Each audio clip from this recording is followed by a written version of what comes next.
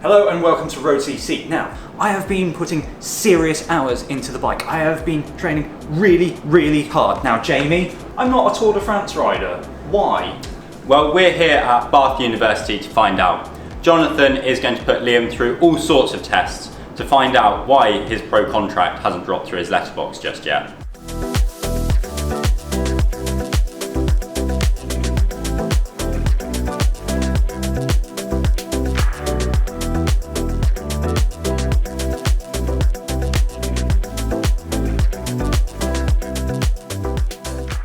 Yeah, so what we'll do is height and weight, so basic anthropometric measures, and we'll do some skin folds to look at body composition. Pop you on the bike, let you have a little bit of a warm up, and the test is what we call a VO2 max and lactate transition test. So it starts gently and goes up in 4-minute increments and 25-watt jumps each time, and you just keep going as far as you can.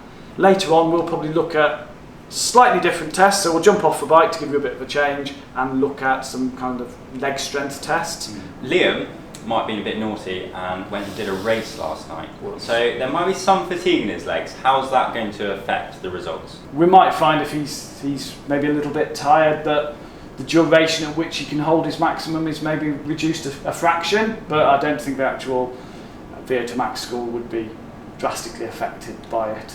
Well, I've looked at the results, Liam, and I think your legs should be just fine, shouldn't they? That hurt in here, honestly.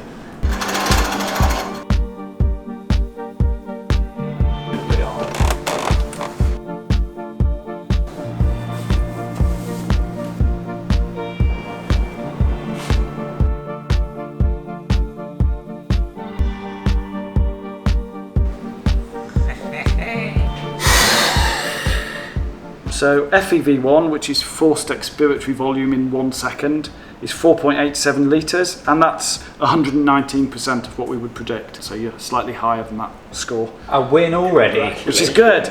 The other thing is it calculates estimated lung age, and it says your lung age is less than 20 years. So I've got at least 8 years on myself. Yes. That's brilliant to know.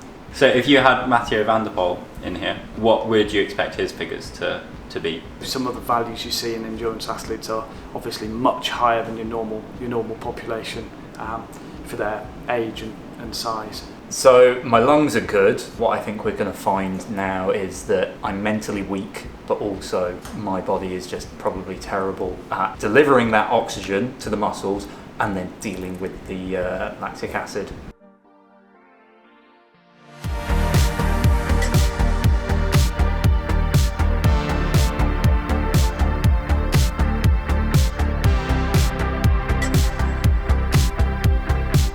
He still looks comfortable, he's doing alright for the time being.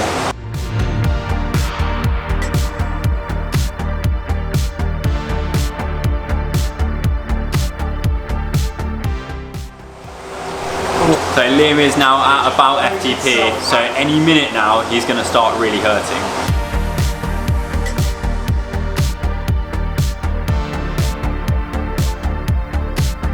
Go on, keep going.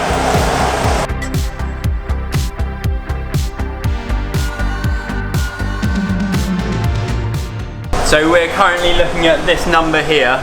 When that gets to 1, that means that Liam isn't taking on enough oxygen and his lactate in his legs is going to go sky high, and then he's going to be in a world of pain. Come on.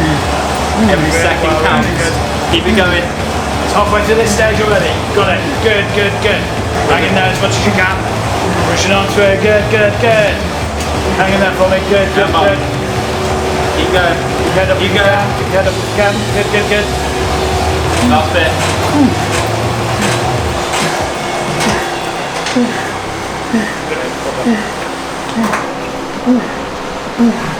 Well done.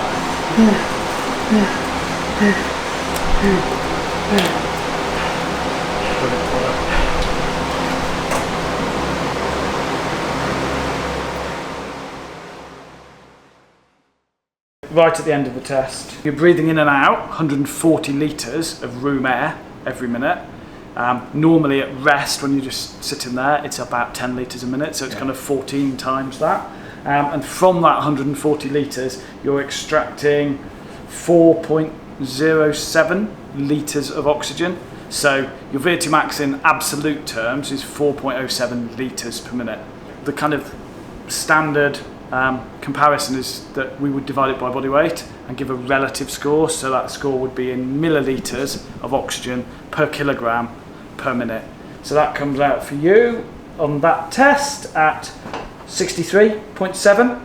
So 63.7 millilitres per kilogram per minute. So in terms of general population, that's, you know, going to be in the superior category for the general population for your age. But in terms of elite cyclists, you're probably looking at tour riders being into the 80s. Thing with that is obviously it's relative to body weight. So if you lost a little bit of weight, you could bump it up a little bit. So all I need to do is just lose like loads of weight.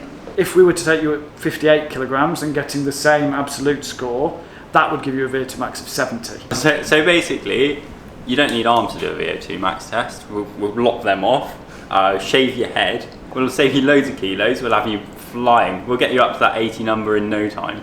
With that data that you've got there, can you take a look at how well my body actually uses that oxygen?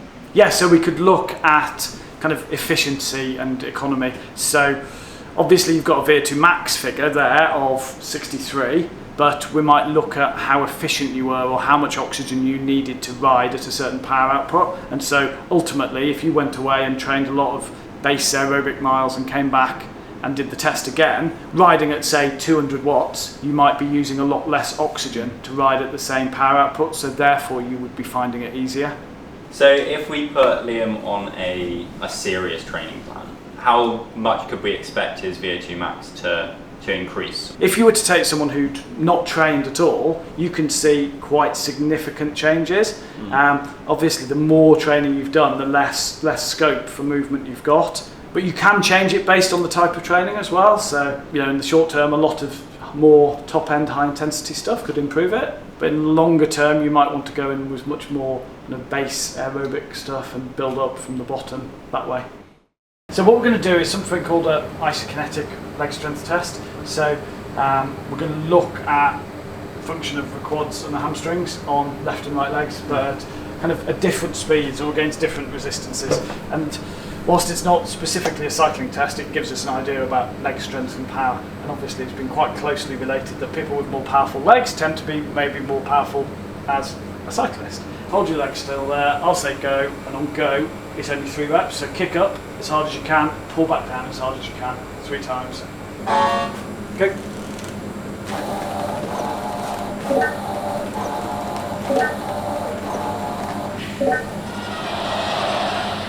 First set of curves is extension, so quads, so kicking up. Second is flexion, so hamstrings, so pulling back down. Hamstrings are always going to be weaker than the quads, so that's normal. The pink is slightly lower than the blue, and again there. And so these little pie charts here, are giving us like the difference in peak torque. So it's saying that your left leg is 12% weaker than your right in flexion, no in extension, and about 9% in flexion.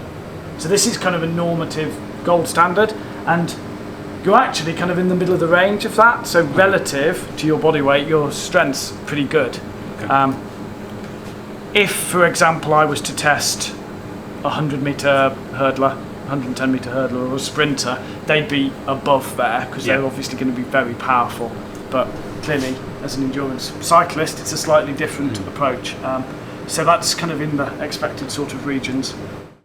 Okay, well, we set out to find out the reasons that I, and probably you, are not pro cyclists. And I think we found a few reasons, didn't we? So I think with your VO2 max score, in terms of general population, the whole country's population for your age and sex is a really good score. Your score was in the region of 63 millilitres per kilogram, and as we said, pro cyclists are probably nearer 83.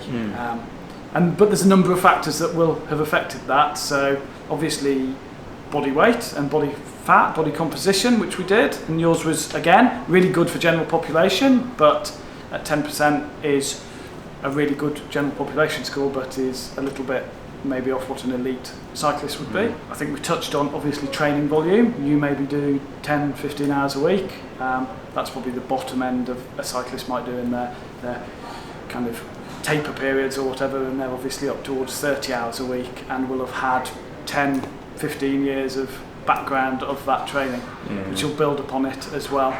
And I think as well, which one thing we can't do much about is kind of the inherited characteristics that you've got. So body size and shape, muscle fibres, heart size, all those sorts of things, which is why people kind of progress or deviate into sports that suit their bodies. So cycling has a whole range of different disciplines, and your BMXers, your sprinters are probably much more fast twitch fibres, and your endurance athletes are much more the slower twitch fibres. So what can we learn from the leg strength testing?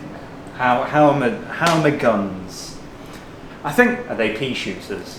no, they're all right in terms of your size and body weight, and obviously your kind of lack of specific training in that area. They're pretty good in terms of relative strength on those one-off efforts. So Liam, remind us of what numbers you got on the leg strength test.